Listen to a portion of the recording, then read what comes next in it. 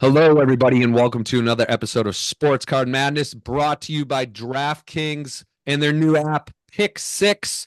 Sign up with code Madness6 for up to $50 in free credits. This is LZ. I'm here with Nick, and today we're going to cover a bit about how everyone brags and boasts in the hobby. They talk about all the great things that are happening in the hobby, but we never hear about the negatives. We never hear about the losses. So this is everybody just, bragging too much in the hobby. And I also want to cover, or we want to cover, where are all these big cards? These big tops now, triple autographs, Tom Brady's, all these cards. Like where are they? We're talking like 6-9 months that some of these cards have been out there and we can't find them. So and why there's a better way, and we'll get into that better way. Yeah. Yeah. So what's going on, Nick? Yeah, why don't you call it junk waving so don't get flagged by YouTube for bad Junk language and waving. things like that. There's always, it's funny when you go in the settings and you post the video, they're always like, did you use these words? And I just die. Like, it's so funny. It's like, did you use this word, that word, this word? We're going to call it junk waving. All right. So this is the funny thing. I don't know if anybody in the audience realizes this. I don't advertise this, but I have a 7-figure card collection. People were stunned about that on Instagram. They had no idea. They just, well, you don't collect cards. Like, you just bash people. I'm like, no, actually, I have some pretty valuable vintage stuff. Yep. And it didn't cost me 7 figures at all. Probably like a seventh of that. One of But your sets, Nick, is number one on the PSA set registry. yeah, that slabbed 86 Fleer set is $500,000 all day long. And we're Yeah. not even going to get into my 69 set, which is probably another chunk. Yeah. And then the Russell rookies. I have a lot of stuff, but I don't sit there going, look at me, I'm awesome, I'm awesome. This is, I have a dual degree, psychology, marketing, and like I understand the psychology behind this, right? Like you are overcompensating for an insecurity in yourself, and the way you do that is either by crapping on others, or by lying, or by propping yourself up in like another way. And I mean, Living my best life, Nick. Living my living, best life. yeah, and it's fine until it's the problem with this market though is that if you start waving this stuff around, people make decisions based off of you because they look up to you if you have a certain number of people following you. So when you just say like, I think I just did the craziest thing ever. I just bought $360,000 of Mercury. Whoa, oh my God, can you believe he did that? What a baller. That's like the most amazing, sick thing I've ever seen in my life. They don't realize like there's 1,000 things behind that. Number one, he had to buy all of that so he can keep his allocation score high.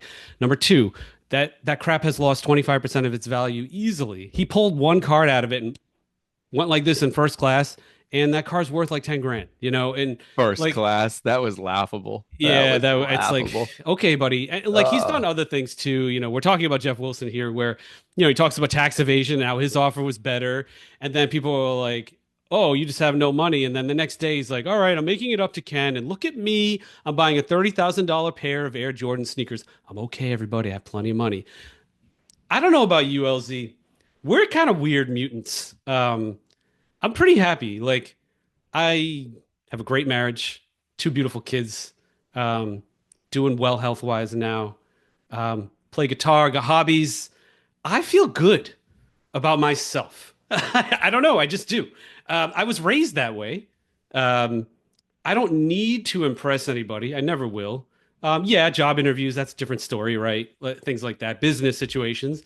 But personally, I feel good and I don't feel like I need, I don't know, attention like that. The attention stuff I do on Instagram, that's just fun. That is a hobby for me. Yeah. Like making these videos. So when I see this behavior, it's I don't like it because they flat. You see all the flash, but you never see the downside. They The don't communicate. losses. You don't communicate the downside with as much Mhm. passion. Of course you don't. You run and hide. You don't say, Yeah. "Oh crap, I lost $20,000 on Mercury." Woo! And that doesn't get a million views. That's dark, scary stuff. So we have an imbalance there, I think.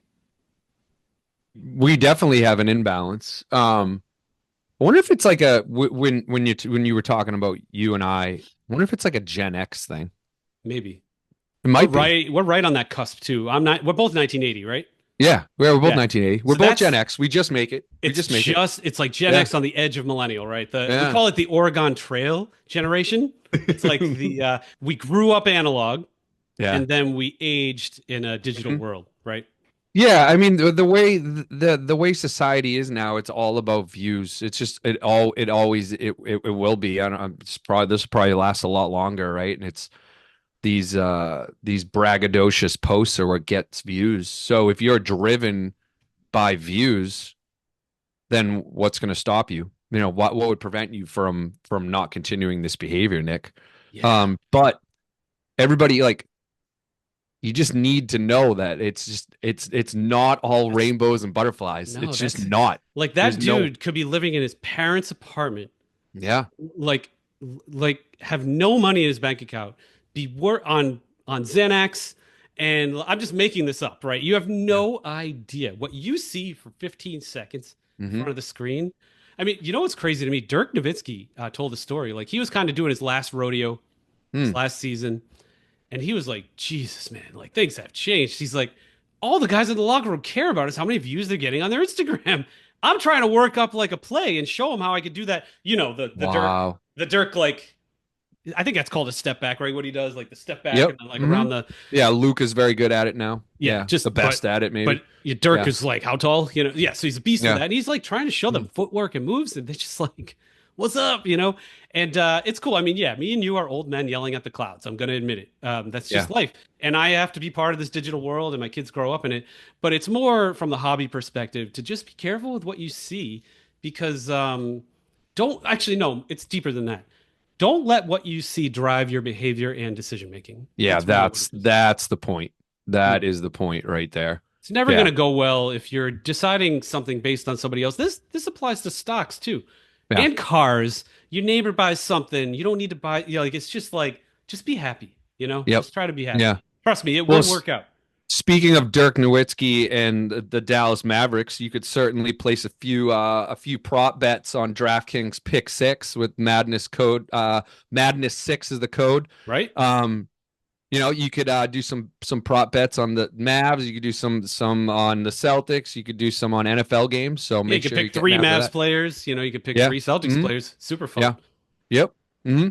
Um, let's talk, Nick, about where the heck these like one of one crazy cards are, these tops now cards. You know, these triple autographs over the summer. Like that was during the summer. That was the Summer Olympics. Like, Th- why hasn't that gotten pulled? And then the other one, which is even bigger, not even a tops now card, that Tom Brady card in the Expos jersey that he like signed. Like where like that card, Nick, that feels like it was that like Ages 9 months ago, like a year ago? And it's Like, unfortunate because the hype's dying down. And these bounties, like Jeff's bounty, expires December 31st. oh, it does. It does. Ooh. Some of these bounties have an expiration on them, which makes it. Yeah, well, that's smart. That's smart to have a Yeah. expiration because the hype dies down and these cards aren't worth what they were. I had heard through the grapevine that the Olympic triple auto was redeemed. Yeah, And you've been pushing that for a while, saying God that it forbid has. I say something like Yeah. provocative that's not part of the narrative here. And then Fanatics comes out and says it hasn't. But like, do they really know? So these were sent off by an auditor. Like it's crazy to me. Like I think that any of these lottery ticket cards that they send Mm. out, there should be a time capsule. So all right, you have PWCC or some auditor, they seal this thing up. They're the only gatekeepers of that information. Whatever, couple people, Hmm. right? They seal it up, but they don't seal it up forever. They say on when we agree this, you put it on the packs, you put it on the website. You say if we don't know what this card is on June 30th on this date, whatever, the auditor opens it up and we find out where it is and we agree to buy it back at whatever the market price is, take the foolish bounties and whatever. How cool would that be? So now you would know if it's in a pack or not. And then you'd have an Yeah. immediate buyback value on that card. But Fanatics they're just not operationally run well. And so Mm. instead, this auditor has sent it out to these addresses, and I don't think they're ever allowed to share it with Fanatics. So here's the other thing. Maybe too. not. Yeah. How many, LZ, what percentage of these packs do you think has been opened? Just a layman's guess. Oh man, I gotta think it's a lot. Like I gotta think it's shoot. I'm gonna say my guess is above 80%. All right. This is a consulting exercise. Um, you have 100 packs. We are pretty certain that 80 of those packs have been opened. Okay. Mm-hmm. And so now your two realities are it got opened and not redeemed yet. Three realities. I apologize. Mm-hmm. Opened, not redeemed. Opened, redeemed, still in a pack. We can probably remove, again, these are odds. We can probably remove the in a pack scenario. I think it's closer to 95% personally. Yeah, It could maybe. still be in a pack. Could Mhm. still be in a pack. You never know. So now we've got two scenarios, right? This is just you got to think through this stuff. Okay, it's either unredeemed or redeemed. Okay, and now Fanatics is saying it's not redeemed. Let's take that company's word for it, Yeah. and let's assume that it's not redeemed. They're not selling packs anymore, so they don't have a reason. There's no buyback out there. They don't have a bounty, so most logically, it's been opened and unredeemed. That is interesting behavior. And what does Nick, that what behavior what is tell the you? motivation to not redeeming it? That is a great question. One could be tax considerations. Maybe they are trying to prepare for an eventual, bounty going around and doing the bounties or eventual taxable sale. Mm-hmm. There's all kinds of gymnastics you can do. You could have a whale who has a museum. You could donate it to that museum and get a write off if you make. There's all kinds of clever stuff. Probably not. Let's go with the simplest explanation. Maybe they're just waiting it out to see if the price goes up. I think that's a dumb move. I think the price is going to go down. Yeah. Maybe, or this is probably more likely. They're already in conversations with certain people and just haven't agreed on a price yet. Yeah, that is my theory because I went down the different scenarios and I said to myself, if I have the redemption card, why haven't I redeemed it? Like, if you want to maximize your profits, you want to ride that hype train. Like, you better that bounty that you said Wilson has ends at the end of the year, right? So it's like, why aren't you taking advantage of that hype train? Yeah. So Or the Fanatics last is lying is another option. Sure. It could, yeah, that could be it. Or they just don't know.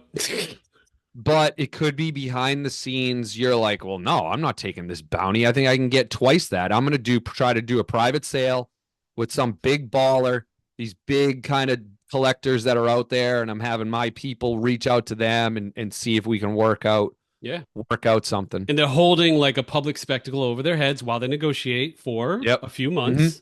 That's how long these things take. Yep. That's so there you go. We have reasoned this out to a most likely scenario. Now, to be fair, there's odds that every one of these could be possible. It could still be in a pack. Yeah. The redemption card. Fanatics could not know, and they're just saying this for PR to not look bad. They've done that before with events. Yep. They've not told the truth. So I don't think so, though. I think that they would want to say, like, they know where this went. So my guess is, yeah, somebody has it. They have it. Yep. They are possibly about to redeem it, regardless of what my sources said. Maybe that's what they were harping on, like, oh, somebody's opened it. Maybe that's what they're trying to get at. And I think that they're playing it out. And there's not that much of a rush. I think it's already dipped in value, the amount it's going to dip. Now it might, I don't know, you just ride with it for a year. It's like, dude, these now that players- we're talking through this with your source, I think that probably is what happened. Like, they pulled it, they have not redeemed it, and they're talking to your source who knows a lot of people. Yeah. Ask around, can I get 3 million for this card? I know I have a Right. bounty for 500,000. And then Can I get Fanatics 3 isn't million? lying in this case. They know that Right. it's been opened. Yes, They also know that it's unredeemed. it's not redeemed. I think that we figured this out. We just Yeah. haven't figured out the identity. Mhm. But I imagine I would give negotiations a good 6 months. I bet you by Easter, this card surfaces. The Tom Brady one, you think? Oh, the Tom Brady Or one. you're I'm saying thinking the triple Olympic auto. autograph? Yeah, I have no idea. The Tom Brady one, that's just a stupid card. I can't believe I'm going to do a reel on this probably today. They didn't like they photoshopped Tom Brady's head.